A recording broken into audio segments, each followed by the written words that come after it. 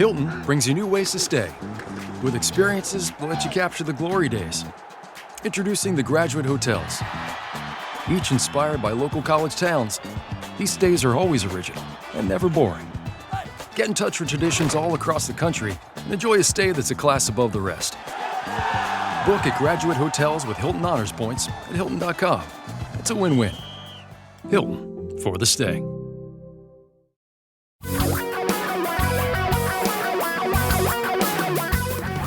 Reality radio for a really great future. We're talking real money. We just keep doing it.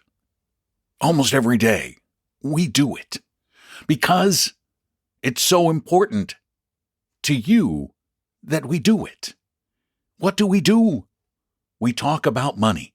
We talk about real money. We talk real money issues on Talking Real Money. Thus, the name. I knew you were wondering where we got it.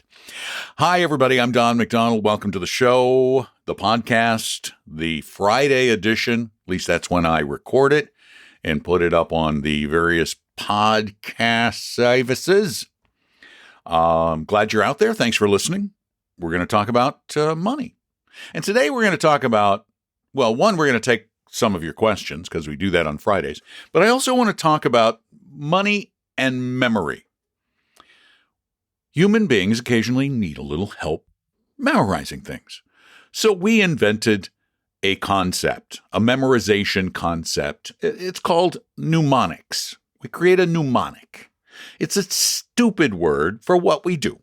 We create something that is memorable, a rhyme or an abbreviation for something, like an IRA. Is an individual retirement account. We try to remember our spelling with I before E, except after C. In the military, they came up with a word. Actually, it was an acronym that became a word. The word was snafu, which was created in the military, I believe in World War II, pretty sure. And it stands for situation, normal, all, and the word is not fouled, but some people now use that, all effed up. Snafu. Well, there was an article, and I'm a sucker for articles like this, in a magazine called Wealth Management that goes out to financial advisors. And in this article, they had a list of the 10 favorite mnemonics. And mnemonics is spelled, no, there's no way to, how do you remember how to spell mnemonics? mnemonics. Mnemonic. So they came up with some of these. Now, I haven't heard of a lot of them. So I think maybe they just made them up. And I also think after reading this piece, which was more clickbait than anything else because it's a slideshow. Slideshows are clickbait, view bait, that maybe we have way too many mnemonics. Try saying that 10 times fast. But I want to share some of these with you and see, so you know what they are if you hear them used in the financial services industry. Now, this one I've used a lot. When we talk about investing, I tell you to keep it simple, stupid. It's the KISS concept. KISS. Keep it simple. We try to make things more complicated than they need be. And when it comes to investing, complicated is your enemy. It's bad for you. This one I had never heard of. It's pronounced snoglog, with a G being silent like in new. You know, the animals, the GNU. It's I'm sorry, I did that wrong. It is SGNOLG, snoglog. I agree with the concept.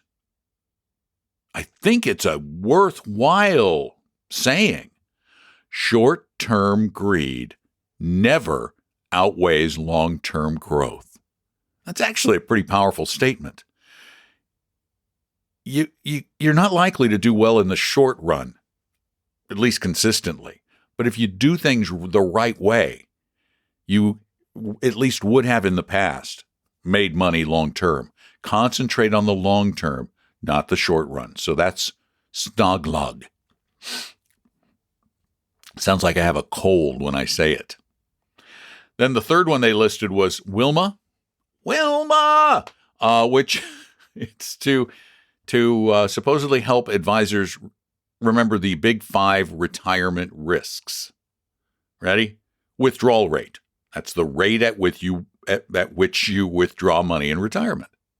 Then the rate of inflation, which affects that.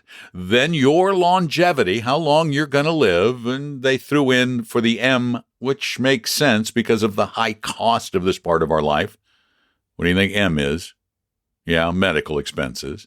And then your asset allocation. So to have the best withdrawal rate, you need to have great asset allocation, but you need to take into account the effects of inflation, how long you might live, and what it's going to cost you over time to pay for your health care. So Wilma, okay, I like Wilma. Wilma's a nice person. I'll go with Wilma. I think that's helpful. Then there is, you all know, this is another one that everybody knows, FOMO. What is FOMO? Fear of missing out. That's why people are buying cryptocurrencies. That's why people followed the Redditors in their quest for the dumbest stock ever to buy. So there's FOMO, but there also is one I hadn't heard of. I mean, I get the concept, but I hadn't heard of it. And it's called folia. It sounds like a disease of the skin or something. Oh my gosh, my skin is folia. Oh yeah, because it's foliating, or to be exfoliating. Fear of losing it all.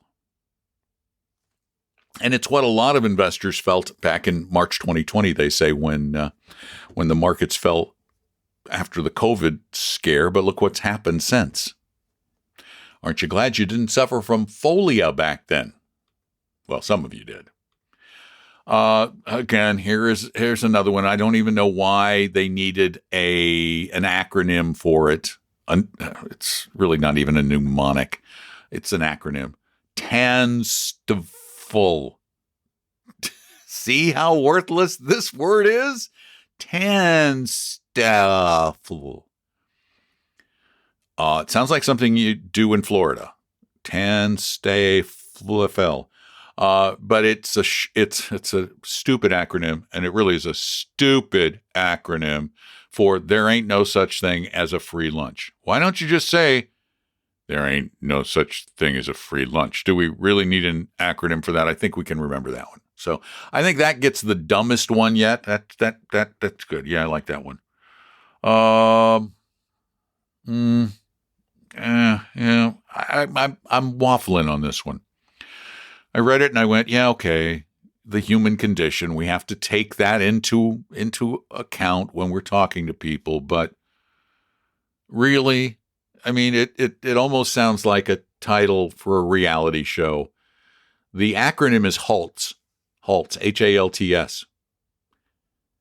And I think this one's made up too. Hungry, angry, lonely, tired, scared, and naked. No, naked. It doesn't sound like a reality show? Hungry, angry, lonely, tired, and scared. We dropped 3 people in the jungle, hungry, angry, lonely, tired, and scared, to see who would walk out. Sounds like Squid Game. Okay. So I don't like that one either. I decided I don't like that one. I'm throwing that one out. Here is one that is actually sort of a mnemonic because it is designed, it's a sentence like every good boy deserves favor to help you remember your scales. Umbrellas in a downpour prevent immense mess. I don't think that's easy to remember, but I guess it would be if you were taking the CFP test, which is where it supposedly came from, some CFP study guide or something. And what it stands for is, and this is something that advisors should all take into account, they should all carry umbrellas in a downpour to prevent immense mess. Understanding the client's situation, both quantitative and qualitative. That's just understanding their situation. Identify goals. Analyze current course and potential course. Develop recommendations. Present plan. Implement plan. Monitor progress of plan. So it's UIADPIM. It's not something any of you are ever going to need to remember, and 99.99999% of financial advisors will probably forget to. HEMS. I'm going to skip right past this. It's health, education, maintenance, and support. It's really how to distribute money to beneficiaries. So we're going to skip right past that one. This is my favorite. Now, you know what? I'm going to go to the last one because that one is my favorite, the one I'm just getting ready to do. So I'm going to go back, and this one, I only have two more. This one is primed. And it's about different types of risk. So I see it having some value. Everything you do with money involves risk. So what is that risk? Well, the risk is primed. It's risk to your purchasing power. That's inflation. It's regulatory risk. What's the government going to do to your investments that could hurt them? Interest rate risk. If interest rates are rising, value of fixed income securities are falling. Sometimes it affects other things too. Market risk. That's the risk you face when people buy and sell stocks on a day-to-day, minute-to-minute basis. Environmental risk. We're seeing that in a lot of industries with coastal operations, homes on the beach, that kind of thing. Default risk, that's just somebody going out of business. So that's primed, Primed. But here's my favorite. And you'll know why it's my favorite. It's the 3 Fs. We talk about the 3 Fs all the time. What are the 3 Fs? I bet you know. Fees, funds, fiduciary. Fees. Probably the most important thing of all. How much does it cost? How much is it going to cost you? You need to know exactly. Funds. Funds give you the ability to diversify like crazy and to be in the kinds of segments of the economy, the asset classes that have shown the best tendency for returns on a risk-adjusted basis. We love funds. We love low fees. We love funds with low fees. And we think if you're going to get advice, it must always come from a fiduciary and not just a fly-by-night Johnny-come-lately, oh, I'm a fiduciary today. No, a fiduciary who is a fiduciary all the time. That is someone who is always required to act in your best interests. And if anybody who sells commissioned products tells you, well, yes, these are the best for you. Yeah, okay, they're good for me too. But no, they are the best thing for you. And I get a big fat commission. They're not a fiduciary. They're blowing smoke in your general direction to make a sale. Because they know that there has been a lot of emphasis on the word fiduciary. So there you go. Which was your favorite? Let me know. You can call 855-935-TALK, 855-935-8255. If you have a mnemonic that's actually of value, share it with us. If you have a question, call us with it. If you want to type it in, you can go to talkingrealmoney.com and type in your question. Or, very cool, you can go to Talking Money. Don't go to Talking Money. You can go to talkingrealmoney.com and actually record your question on your fancy schmancy computer mic that you now have because everybody's like podcasting or something or vlogging. Ugh. So send in your questions, and we're going to do some of those questions starting with this one. Hey, Don and Tom. This is Brian in Arizona, and I have a question or two about investing for my 12-year-old. I'm not sure if my email is just in the queue or even if it went through for that matter, or if you guys are just waiting by the phone for me to call. I have one child. She's in the 7th grade. There's currently $75,000 in her Vanguard Target Enrollment 2026-2027 529 plan. Any money gifted to her has always been invested here, and I contribute $100 a month. With concern for overfunding, I want to stop adding to the 529 plan. I have considered changing it to a later target date enrollment, maybe by a year or two to increase potential gains. I would like to hear your thoughts on that. There's also potential that she'll be eligible for up to 27 months of my GI Bill, which is pretty sweet, but it's not guaranteed. That being said, I'd like to continue investing for her at the same rate. Please tell me the pros and cons for each of us for opening a fund in my name and giving it to her as I see fit, either in installments or all at once, versus opening up a custodial fund. Currently, she's a good kid, but who knows 5 to 10 years from now. I started out good too. How would each of these impact our taxes and her ability to get financial aid if necessary? If it's in an UGMA, can she withdraw the money a little at a time, or will she have to take it out all at once? I don't have a specific goal in mind, but helping her with a car, travel, or even a house would be pretty nice. Lastly, do I just put it all in VT? Thanks. Well, you managed to squeeze a lot of question into a very short period of time. Nicely done. Let's see. 529 plan for your daughter. Ton of money in there. Nicely done. She's probably going to be in great shape, particularly if she can get some of your GI Bill. Man. But don't worry too much about that. Really, don't worry about overfunding it. It's a couple of things that are 529 can be used for any post-secondary education. So that doesn't mean just undergrad. That means grad school, doctoral programs. Lots of different things can be done with that money later. The other cool thing, there's no time limit on 529. So, and I'm okay with you spreading out your target date too, by the way, going a little longer on some of the money to potentially enhance the future returns. Potentially. It increases the risk.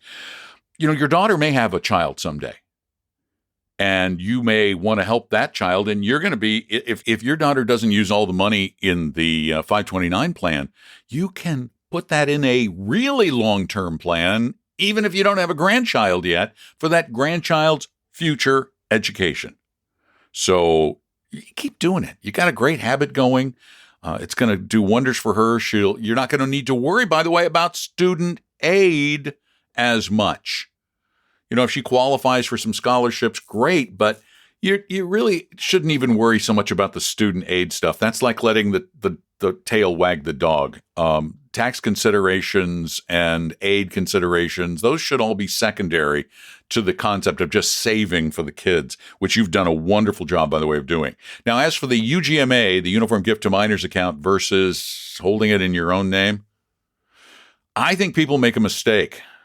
A lot of people regret the mistake of setting up a UGMA for their child because, as you said, in your early 20s, that frontal lobe is just not fully developed. We don't make the best decisions. If it's in your name, yeah, okay, you might have a little bit of tax, but I mean, seriously, you mentioned VT. Look at the Vanguard Total World Stock Index and look at how much tax you have to pay on that if you just own it. Don't sell it. Don't trade it. There's no capital gain and very little dividend, so the tax ramifications are so small as to be practically non-existent. And then it becomes your decision. Your child gets married. You can give them a down payment on a house. Or, you know, she needs a car to get to work and her old car is a beater. And you can say, you know, you're working hard at your job. Here's a down payment for a car. But you can decide it's not her, because you see in a UGMA account, the money becomes hers at the age of majority, which is 18 to 21, depending on where you are. So, and VT, sure, VT's great. You got to figure out what you want the money to do, but if it's long-term money that's kind of found money for her, sure, VT would be great. Just expect some volatility, and it may go down at times you want to give it away, and you might want to wait. But you're on a great track. Good job. Thanks for asking the question at talkingrealmoney.com. He did it by recording it at talkingrealmoney.com. You can do the same, or you can call us at 855-935-TALK. But here's another one that was recorded at talkingrealmoney.com. Hi, Tom and Dawn. I'm a single mom of two, and I do receive the Earned Income Tax Credit.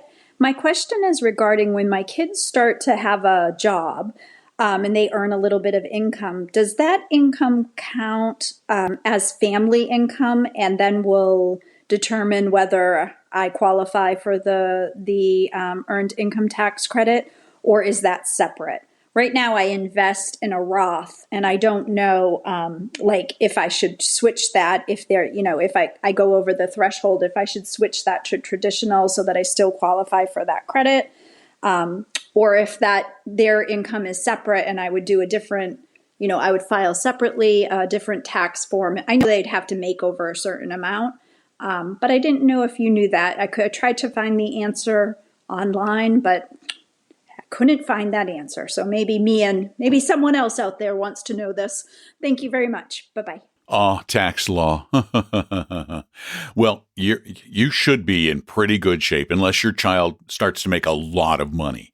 The key is your child has to be a dependent, from what I understand. Now, again, this is tax code, it can be complicated, but I don't think this is open to interpretation. Your child has to be able to be claimed as a dependent, and they can have earned income and still be a dependent. I believe that for 2021, it is the amount they can earn is $4,300. Don't quote me exactly on that. But as long as your child earns less than that, then they're still a dependent on your tax return, and therefore you're eligible for the Earned Income Tax Credit, and I think the other child credit too. So you should be in good shape. I don't see you having a problem, again, unless your child is just earning an awful lot of money, as long as you're dependent. So you're in good shape. Thanks for your question. I appreciate it. She sent it in also at talkingrealmoney.com. Talkingrealmoney.com. You can do the same. And I think that's good. I think we're good for today. Got a couple of questions in, talked about some memory aids that are silly and helpful. And we're going to do it all again tomorrow, except tomorrow is different. On Saturdays, we don't really record a podcast. What we do is host a live radio show on KOMO, Como Radio in Seattle. And then we turn it into a couple of podcasts next week. So this is a really cool opportunity for you to actually talk with us live. It's the only time we can do that during the week. It's Saturday between 3 and 5 p.m. Eastern Time. That's noon to 2 Pacific. And you use the same exact number, 855-935-TALK, 855-935-8255. You can also listen to us live on Saturdays. Just go to talkingrealmoney.com. We have a radio player there. And if you need a bunch of help, you need somebody to really help you start building a better plan, or you've got this messy portfolio that we call a hodgepodge, we will give you help for free, because we know we can't do all of that in the course of a show. It's just not possible. We want these to be, at most 40 minutes for the radio shows, and these generally in the 20-minute range, 15 to 20. So go to vestory.com and set up an appointment with one of our advisors. I can promise you they will provide you with truly actionable help, something you can do something with. I promise you that they're not going to charge you anything. There's no obligation to do or say or, attend a sales pitch. And there won't be a sales pitch, no high-pressure sales pitch. You're not going to get that from us. We don't do that. We don't need to. We don't. We do just fine without it. So go to vestory.com, set up an appointment with somebody, or call our office at 800-386-3004. And you can call the show at 855-935-TALK. Please spread the word. We really, really appreciate it when you tell others. You also, I didn't realize how much, but I checked recently how the Apple podcast algorithm works. And boy, do subscriptions help propel our show in the rankings. I didn't realize how much. So subscribe to the podcast on your favorite podcast service.